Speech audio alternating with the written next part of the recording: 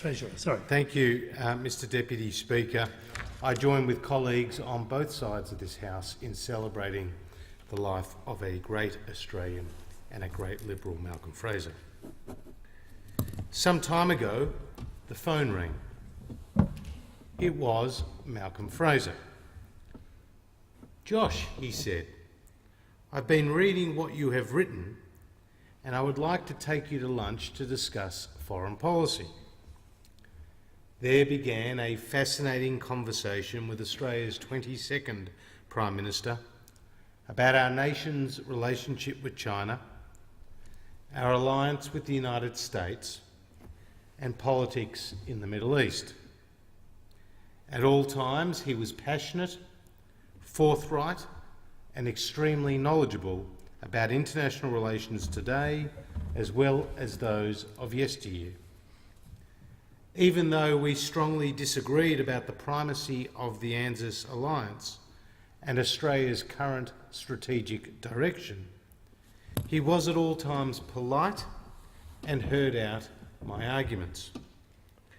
I must say I left lunch with an even greater respect for the man. Since that time, and particularly over recent days, I've been thinking how to evaluate the contribution to public life of this towering figure in the Liberal Party, knowing that after he left office, he resigned his party membership and at times espoused views that were diametrically opposed to the policies of the coalition government. The answer, though, for me is clear. His achievements in and out of office are many and significant and should be lauded as such. The Labor Party has made an art form of eulogising its Prime Ministers, no matter their faults, whereas we as Liberals are at times ambivalent about our past, focusing on what might have gone wrong instead of celebrating what went right.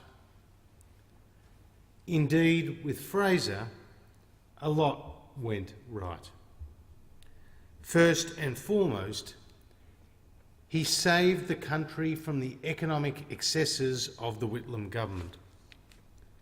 In 1975, he inherited an economy facing stagflation. Inflation was 17%.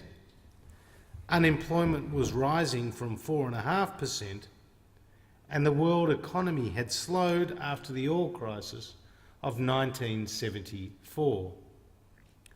But with cautious economic policy, albeit not with the reformist zeal of Thatcher and Reagan, which was to later take hold, Fraser brought stability and certainty back into Australia's financial markets.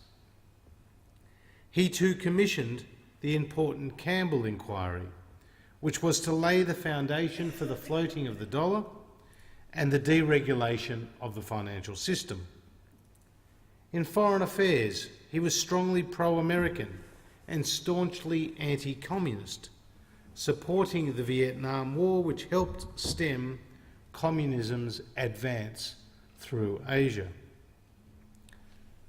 Fraser's anti-apartheid stand was consistent, forceful, and based on the best of human values. He opened Australia to more than 60,000 Indo-Chinese and Vietnamese refugees, giving real effect to the end of the White Australia policy.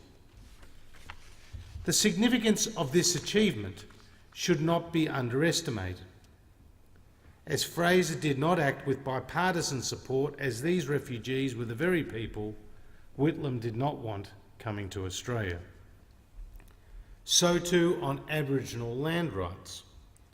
Fraser passed significant federal legislation while also staying true to his federalist instincts, giving self-government to the Northern Territory. Many of the federal institutions that we enjoy today, the Federal Court, the Australian Federal Police, the Commonwealth Ombudsman, the SBS, and freedom of information laws all have their origins with the Fraser government. When one adds together all these achievements, it is a significant and a lasting legacy, fully befitting his 3 election wins, including 2 of the largest election mandates ever in Australia, which saw him become Australia's 4th longest serving Prime Minister. And yes, while in his later years, Fraser may have formally left the party like John Gorton, one of his predecessors as Prime Minister, this should not be allowed to overshadow his success in office. Malcolm Fraser will and must always be remembered as a Liberal giant. I thank the Assistant Treasurer.